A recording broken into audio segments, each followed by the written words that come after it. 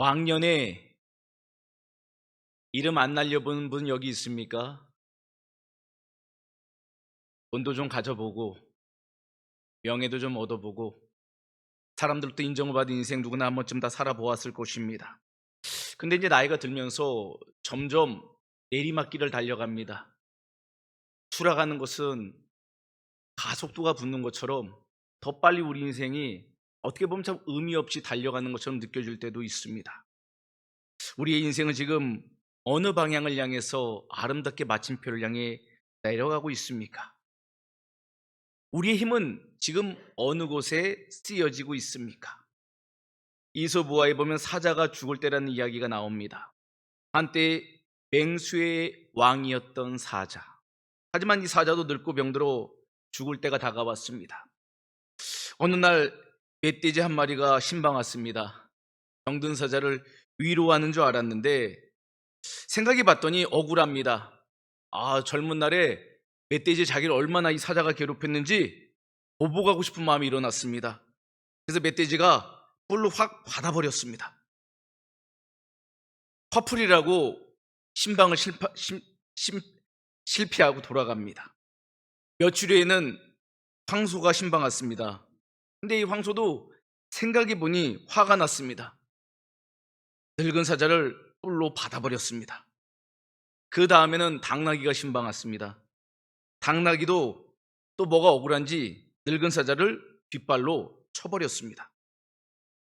이런 상황 가운데 죽음을 앞둔 사자는 너무 비참했습니다.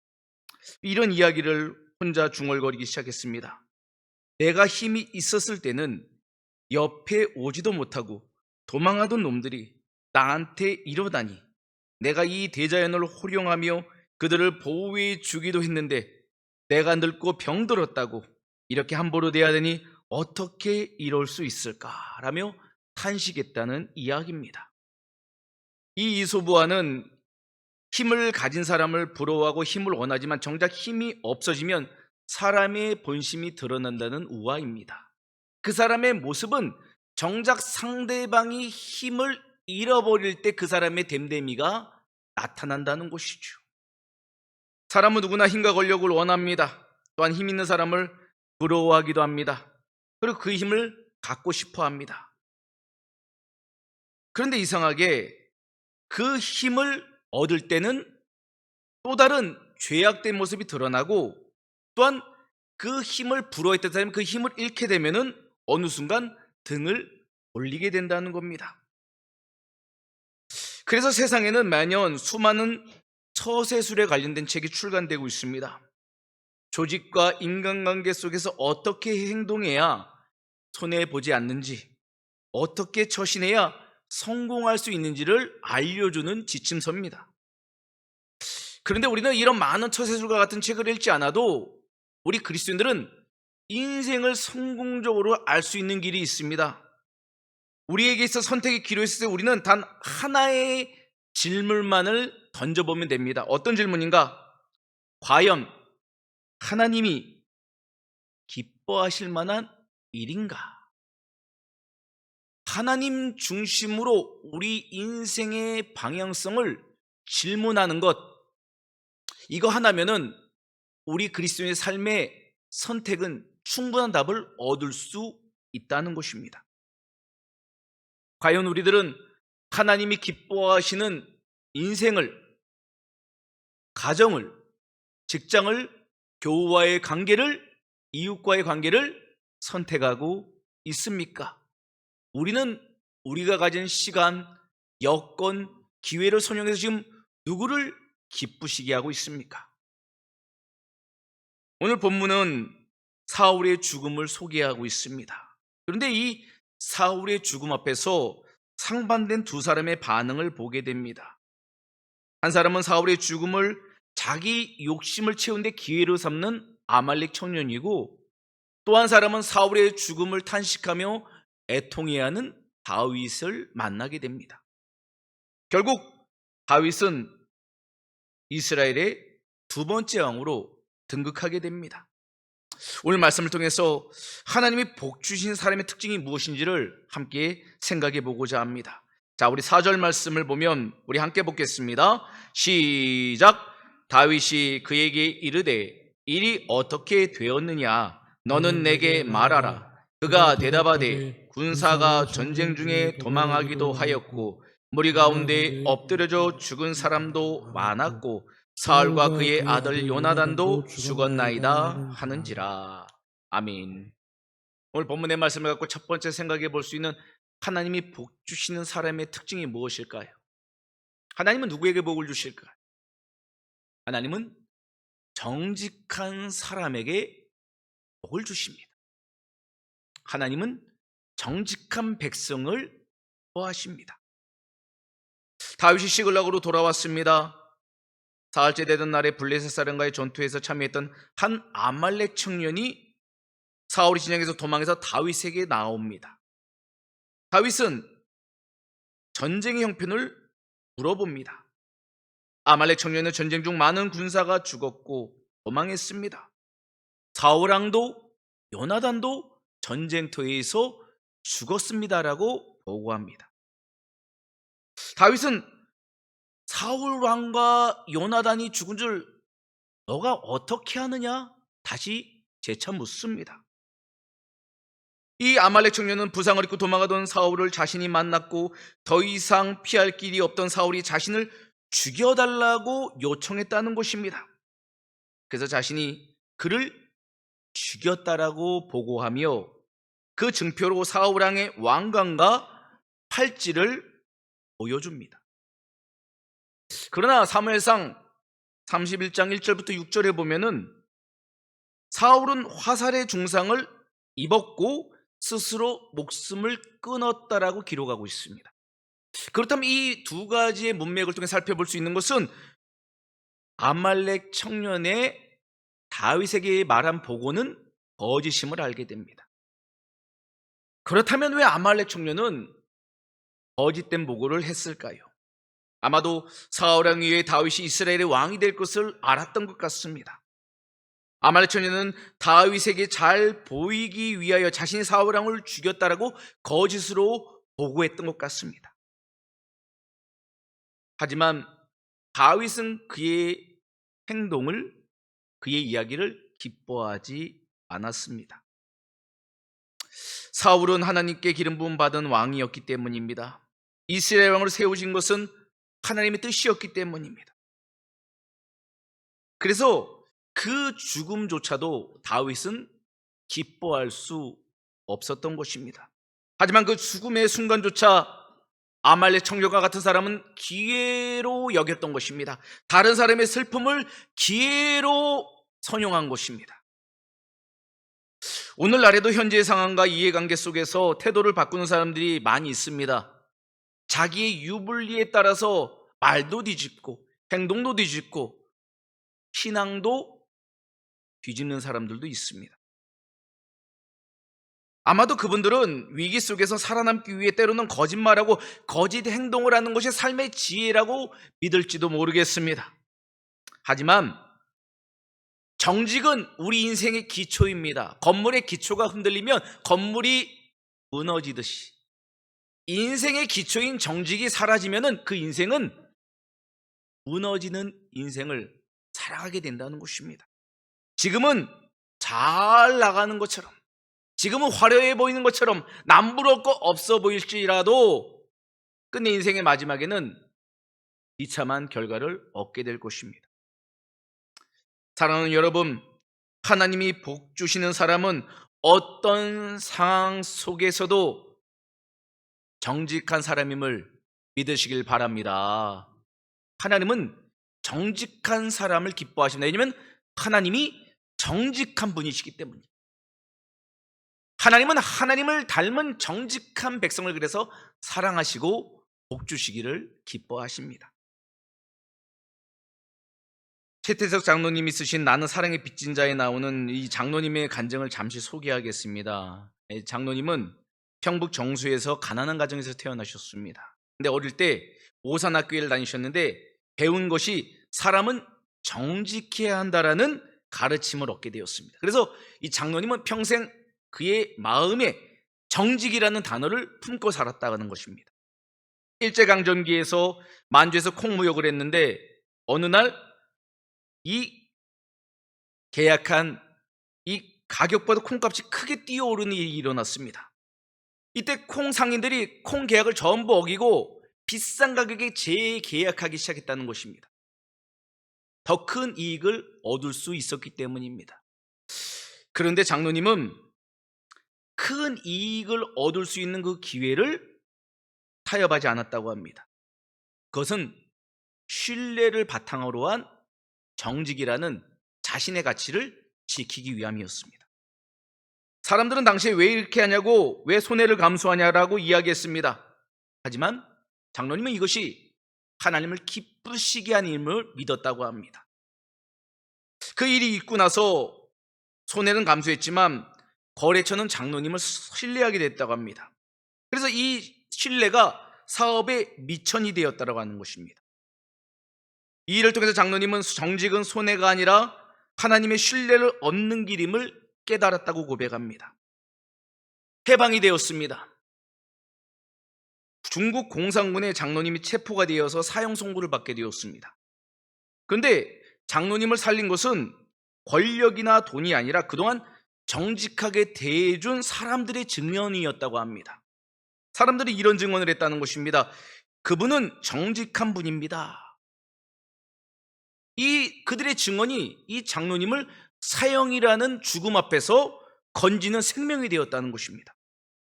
그리고 한국전쟁이 일어났습니다. 일사후퇴가 일어났는데 장로님은 그 피난길에서도 빚을 다 갚았다고 합니다.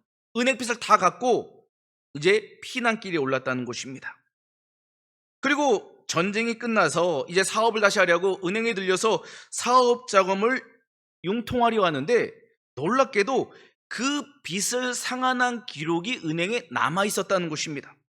그래서 이 장로님의 신용을 은행이 보장해주고 그리고 많은 돈을 융자받아서 사업을 일으켰는데 큰 이익을 얻는 사업으로 일어났다는 것이죠. 그러니까 작은 정직, 작은 성실이 큰 열매를 얻게 되는 토대가 되었다는 것입니다. 이 전쟁이 끝나고 나라가 황폐해졌습니다. 장로님은 하나님께 기도하기 시작했습니다. 무엇으로 이 나라를 다시 세워야 합니까, 하나님? 이렇게 기도하는데 장로님 마음에 하나님 주시는 음성이 어떤 음성이냐면 유리였다는 겁니다.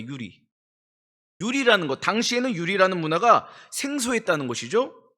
그래서 하나님 주신 마음이길래 결단을 하면서 나라를 사랑하는 마음으로 주님 주신 거다 하고서 인천의 한국유리공업 주식회사를 설립하게 되었다고 합니다. 최초의 판유리 기업이었다는 것입니다.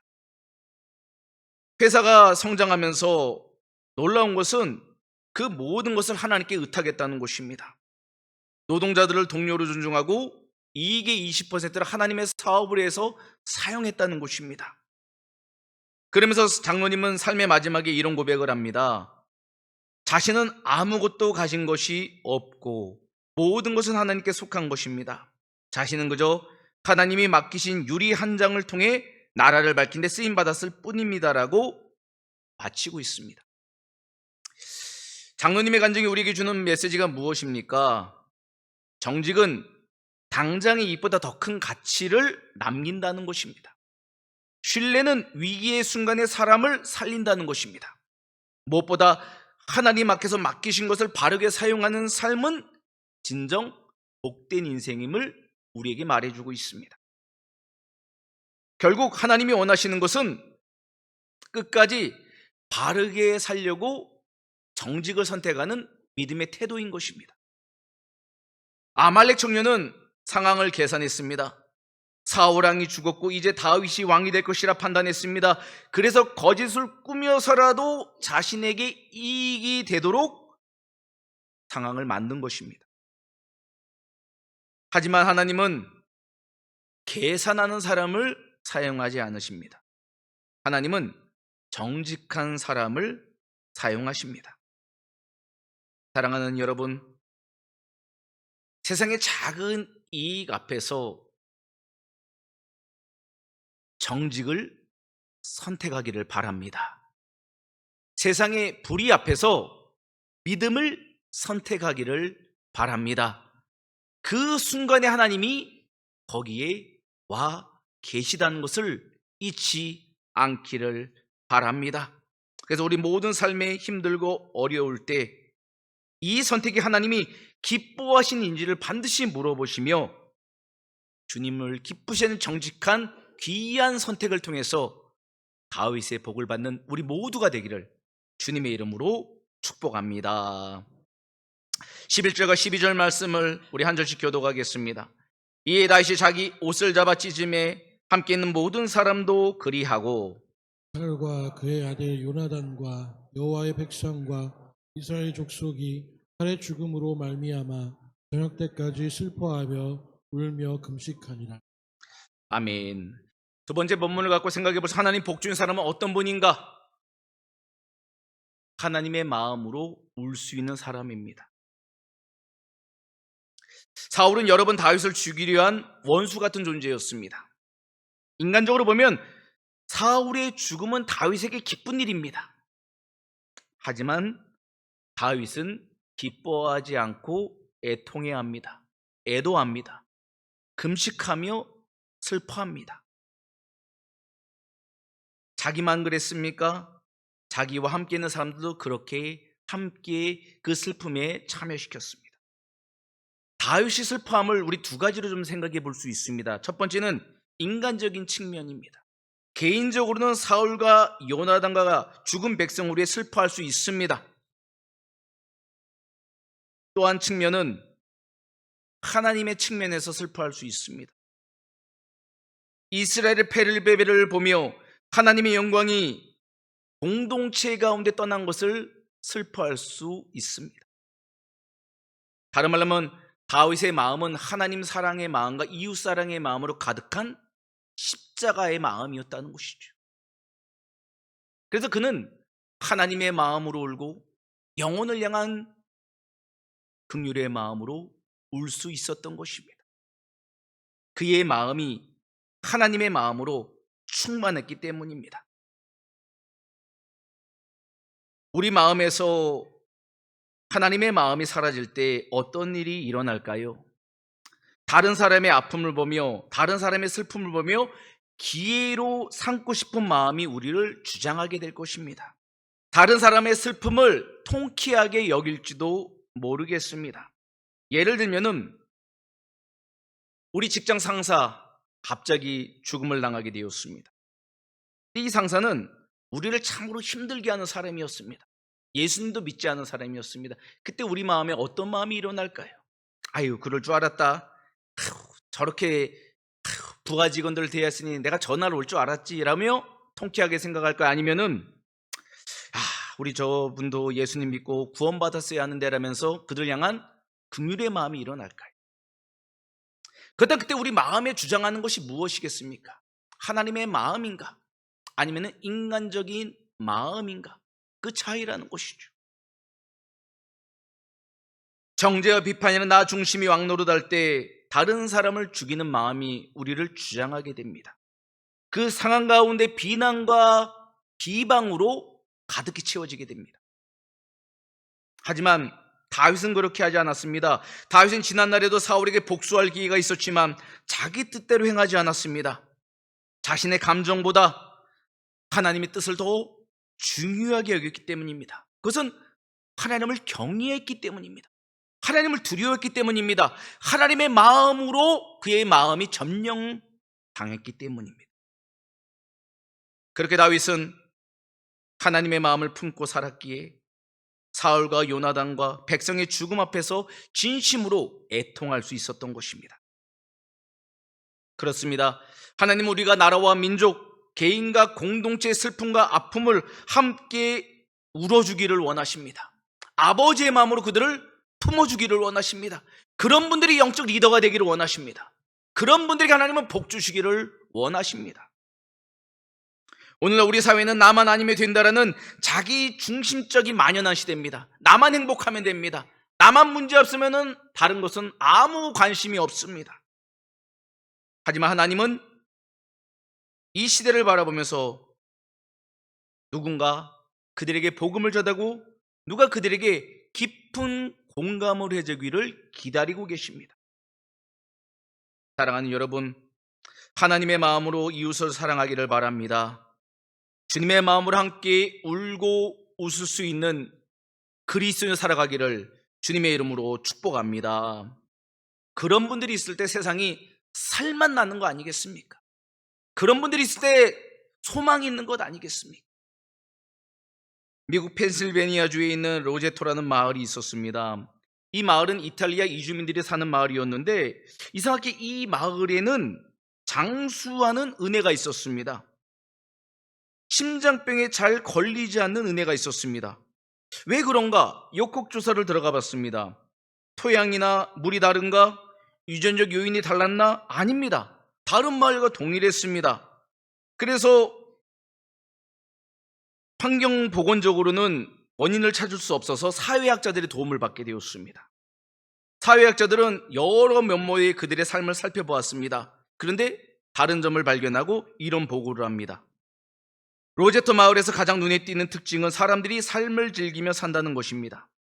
그들의 삶은 즐거웠고 활기가 넘쳤으며 꾸밈이 없었습니다. 부유한 사람들도 가난한 사람들도 서로 격이 없이 함께 지냈고 허물과 실수가 있어도 그럴 수도 있지 하며 덮어주었으며 힘든 일이 생기면 서로 기도해주고 서로 신뢰하며 서로 도와주었습니다. 가난한 사람들도 있었지만 이웃들이 그들의 필요를 끊임없이 채워주었습니다. 서로 자주 방문하고 편견 없이 들어주며 허전함을 채워주고 음식을 만들어서 서로 나누어 먹었습니다. 또 마을 사람들이 공동으로 아이들을 양육하는 것이 이 마을의 전통임을 알게 되었습니다라는 보고서였습니다. 이 보고서는 우리에게 무엇을 말해줍니까? 함께 울고 함께 웃었더니 영혼이 기쁘고 육체의 강건함을 얻게 되었다는 보고 내용이라는 것이에요. 우리가 행복하기를 원한다면 우리의 행복을 넘어서 가족이 행복해야 되고 가족의 행복을 넘어서 교회가 행복해야 되고 교회를 넘어서 이 지역이 행복하면은 궁극적으로 나 자신이 행복해진다는 보고 내용인 것이죠. 다윗은 사울과 요나단의 죽음을 통해서 민족의 아픔을 보았습니다. 그래서 그는 금식하며 애통했습니다. 하나님의 마음으로 울었습니다. 우리보다 얼마나 힘든 분들이 많이 있지 않습니까? 비천한 분들, 가난한 분들, 고통스러운 분들, 눈물로 매일매일 옷자락을 적시는 분들, 탄식으로 잠 못 자는 분들 얼마나 많이 계시지 않습니까? 우리 하늘아버지는 누군가 아버지의 마음으로 그들을 품기를 기다리고 계십니다. 다윗처럼 누군가 그들을 향해서 울어주기를 기다리고 계십니다. 하나님은 아버지의 마음으로 한 영혼을 위해 울고 웃는 교회가 우리 교회가 되기를 간절히 원하십니다. 로마서 우리 12장 15절 말씀을 우리 함께 보겠습니다. 시작. 즐거워하는 자들과 함께 즐거워하고 우는 자들과 함께 울라. 아멘. 우리의 영적 공감 능력을 끌어올려야 됩니다. 나 중심의 신앙생활에서 서로를 위한 신앙의 중심으로 끌어올려야 됩니다. 그러려면 우리 마음 중심이 하나님의 아버지의 마음으로 다스림을 받아야 됩니다. 하나님 마음으로 다스림을 받으려면 하나님의 말씀을 경외할 수 있어야 됩니다. 제가 오늘 말씀을 묵상하면서 이런 노래가 떠올랐습니다. 윤양기 목사님이 쓰신 여러분이란 노래입니다. 내가 만약 괴로울 때면 내가 위로해 줄게. 이거 아시죠? 참 잘하는 노래입니다. 이 가사가 참 은혜가 되더라고요. 내가 만약 서러울 때면 내가 눈물이 되리. 어두운 밤 험한 길 걸을 때 내가 너의 등불이 되리. 허전하고 쓸쓸할 때 내가 너의 벗 되리라. 나는 너의 영원한 형제야. 나는 너의 친구야. 나는 너의 영원한 노래야. 나는 너의 기쁨이야. 이 노래를 이렇게 좀 개사해 봤습니다. 내가 만약 괴로울 때면 교회가 위로해 줄게. 내가 만약 서러울 때면 교회가 눈물이 되리. 어두운 밤 험한 길 걸을 때 교회가 너의 등불이 되리. 허전하고 쓸쓸할 때 교회가 너의 벗 되리라. 교회는 너의 영원한 형제야. 교회는 너의 친구야. 교회는 너의 영원한 노래야. 교회는 너의 기쁨이야. 윤복희 권사님처럼 슬프고 외롭고 힘든 분들이 필요한 것이 교회입니다.